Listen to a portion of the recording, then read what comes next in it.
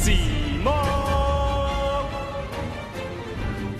Ladies and gentlemen, welcome to round 2 of the YugiTuber Grand Championship 2020. So, for this round, each round, obviously, we had a different deck building stipulation. Last round, players were assigned a different year and had to play a cross-ban list format. This round, however, players had to build decks using only common cards. As long as it was in the common rarity at some point, it was legal. There's a lot of brewing for this round, and I thought it was really cool to see a lot of different people take different approaches to this, one of which is my co-commentator, the one and only Mr. Distant Coder himself. Kevin, how's it going? Hi, Simo. How are you doing?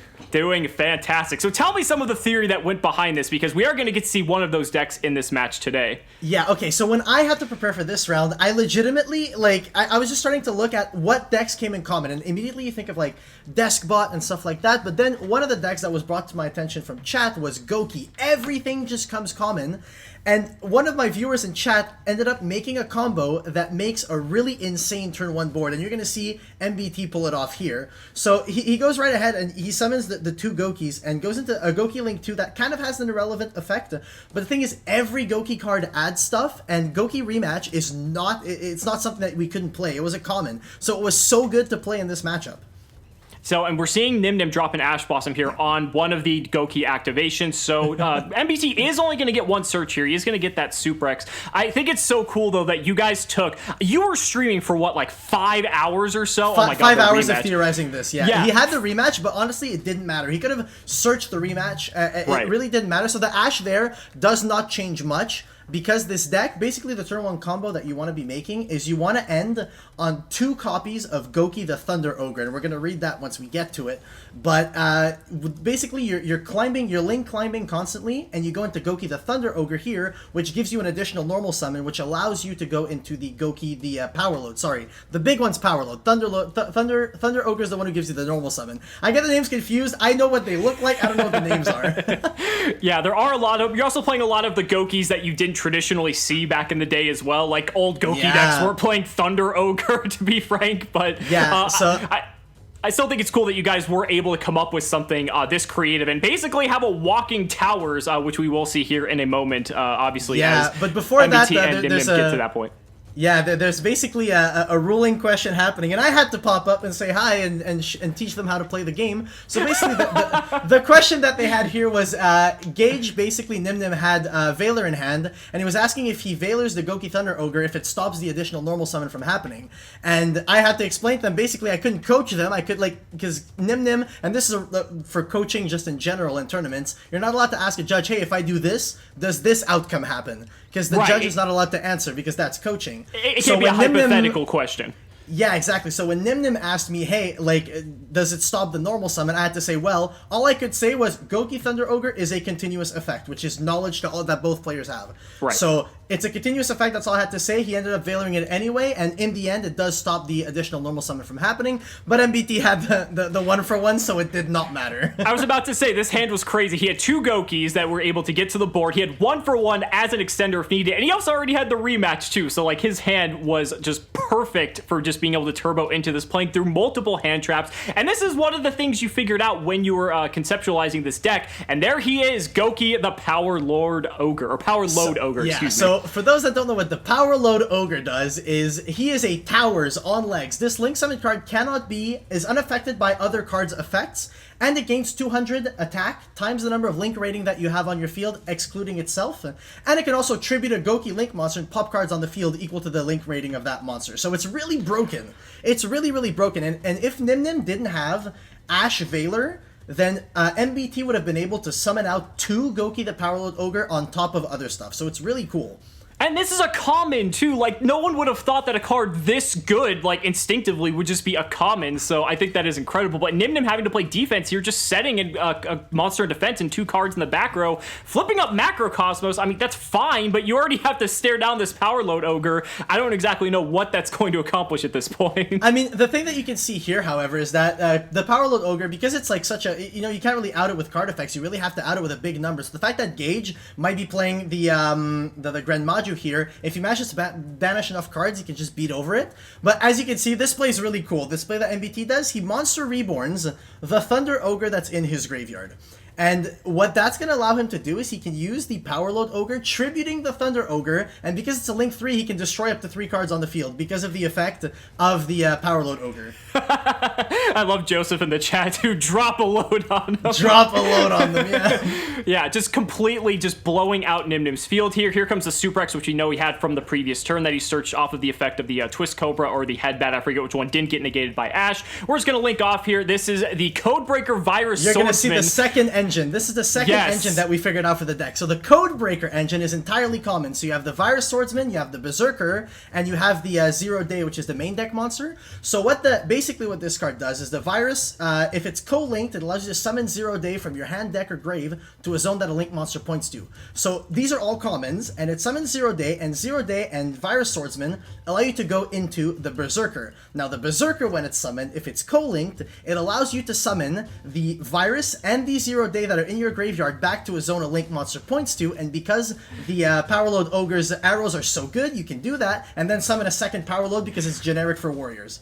And this is pretty much game at this point. We already see Nyhmnim scooping it up, but I think that is so incredible that you guys were able to come up with this. And again, only common cards. Like, there are so many routes that people could have taken. What were some of the other decks that you were kind of researching before you came up with this build? Believe it or not, I thought Ghost Trick was a legitimate deck for this strategy. And it actually is. You can play Ghost Trick Mill super well. So Ghost Trick was a really good choice. Despot's actually not too bad. Yosenju, Chainburn, Crawlers, so many good decks you could play. They're insane decks. And now here you see MBT starting off, and he has the combo: 2 Gokis on field, ends with, if you have no other cards in hand, just 2 Gokis on the field, ends with a board of 2 Power Load Ogre, so 2 of the towers, with the Virus Swordsman on field, and a Search of Goki rematch for next turn. With only 2 Gokis, and the towers, when you have another Power Load Ogre and the Virus Swordsman, both the Power Loads are on 4k attack. Which is absurd. Now, we do know that Nyhmnim is on the Grand Maju deck, which is one of the decks that can possibly go toe-to-toe with this, because although the Power Load Ogre is immune to all other card effects, it can still be run over by battle. So a big chunker of a Grand Maju can be a problem for this. But, I mean, against a lot of other decks, just having a card that's immune to literally everything, there it is once again, is really good against a majority of the different decks that are in this particular format. Yeah, because the thing is, like, I was theorizing also, like, certain decks that we could have seen played were stuff like Heroes and stuff like that, and a lot of people were playing Darkhole, and the thing is, Darkhole doesn't do anything against this board realistically. All it does is it reduces the Power Load Ogre's attack by a little, but the Codebreaker engine in tandem with the Goki engine just makes this insane turn 1 board that only a big number monster can out, and there's so few of those that came common, so there was no really, other than Deskbots and Grand Maju, there was no real deck that was a threat to Goki for this format. And so here we go. Here's the end board of double Power Load Ogre plus the Virus Swordsman. You know, Nyhmnim's going to have an uphill battle here. Again, it is at the end of the world, but we're going to have to see. Both of these are on 4K here. And now we're going to see an Allure of Darkness get fired off, banishing the Necroface. So we could go ahead and banish the top 5 of both players' decks here. Necroface, just one of those cards that as soon as you see it, you know some degenerate stuff is about to go down. Yeah, so he hit the Allure into Necroface, which is really cool because Necroface is at 3 now, so he's allowed to play 3 of it. And Nyhmnim had sent me his list prior to the match being played, and when I saw it, I was just like, oh my god, MBT's not gonna have a fun time at all. So now we see an Ash Blossom for the Pot of Desires from MBT here, but 16 cards in the banish zone. Here comes Eater of Millions to banish even more. We could banish 5. We could go the whole distance to just banish the entire extra deck here. And if we're going with the whole extra deck, Nyhmnim might have that Grand Maju in hand, but this Eater of Millions... He banishes everything but 1, and if he makes Grand Maju here, it's on 12,000 attack. So that is a way to get over the Power Load Ogre, and 12k minus 4k is 8,000 damage, but he doesn't even have to. You can go to the Virus Swordsman for even more. Just punch the Virus Swordsman. And that's going to be it for game number 2. So even with 2 towers, the Grand Maju is able to overcome it. We're going to a game 3 here, ladies and gentlemen. This is exciting.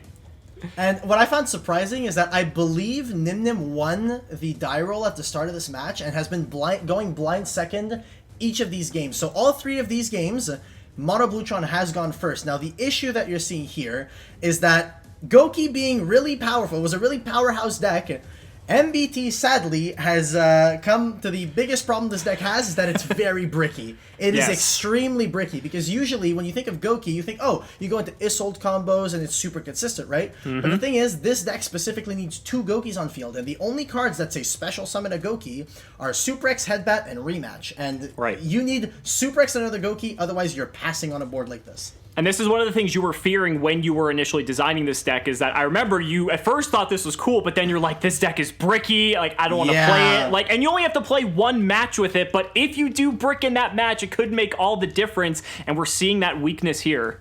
Yeah, we did end up theorizing that playing the Grand Magi dropping this early, man, this is a lot of damage, but it's not game, so like, MBT still has a chance, you know?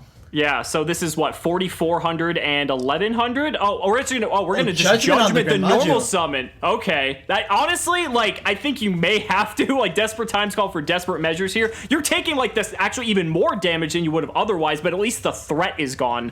So, well, one thing that's actually crazy is that the Grand Magi deck, in playing Eater of Millions, has an out to one of the stall tactics that we theorized for the Goki deck, in the sense that we played 3 Goki Guts, which is a level 1 with 0 defense, but all it does is if it's in defense, it can't be destroyed by battle. But there's so few common cards that deal with this, only like Compulse and Darkhole. Yo, they're called for the Rhoda, oh my god. Yeah, so reinforcement of the army coming down from MBT Yu-Gi-Oh here. Ash Blossom on Nyhmnim to stop that, but Called by the Grave is going to negate the Ash, so this Rhoda will resolve. We're going to get Suprex, and this could give MBT an opportunity to come ride this back. Here comes Suprex, but Valor for the Suprex. No Called by the Grave this time, unless he has it in hand, but here's the double summon. This could give him the extender he needs. 2 Gokis on board is full combo. Yep, Goki Ring Trainer. That's a Goki name. That gets us there.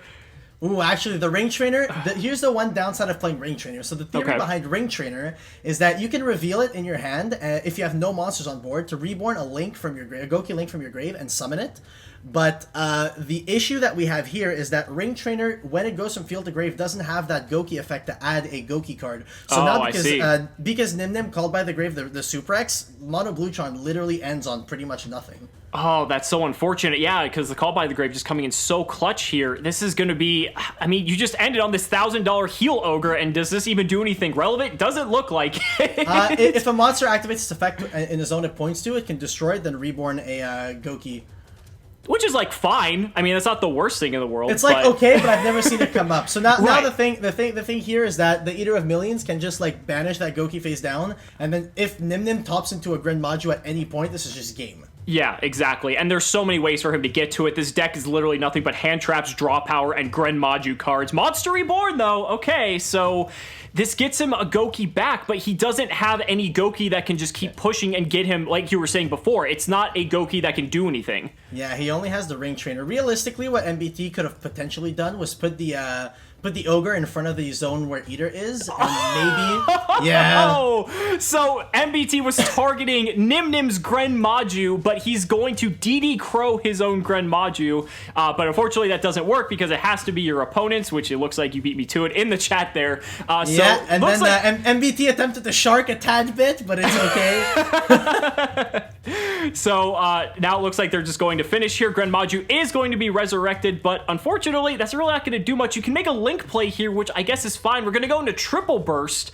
Triple Burst cannot... Triple Burst is able to negate the effect of the Eater in the damage step. Correct, yes. Triple Burst being one of those cards that has that niche effect that kind of handles these weird cards that don't really have ways to deal with them, but a really nice card nonetheless that you are able to play it. And just ending on this Triple Burst is really not going to do too much here. I mean, it's a 2400 body, but Nyhmnim 2 cards in hand. Here comes Pot of Desires. This is just going to load his Banish Zone up even more, further strengthening Grand Maju if Nyhmnim has the ability to access it here. And there it is! The top! Oh my god! Oh, that is just so unfortunate. You gotta be kicking yourself if you're MBT right now. You basically, that's gotta be so rough. Yeah, and he had the 2 hand traps on top of it. Like, he ripped the Desires off the top into the Grand Maju to punch over for game. Like, it was glued to his hand. It was foretold in the stars that he was going to win this match by drawing the Grand Maju. This is exciting, though. I'm really happy you guys had fun with this challenge, and we get to see some more of that for the rest of this round. Kevin, thank you so much for joining me. Guys, thank you so much for watching the video, and we will see you in the next match.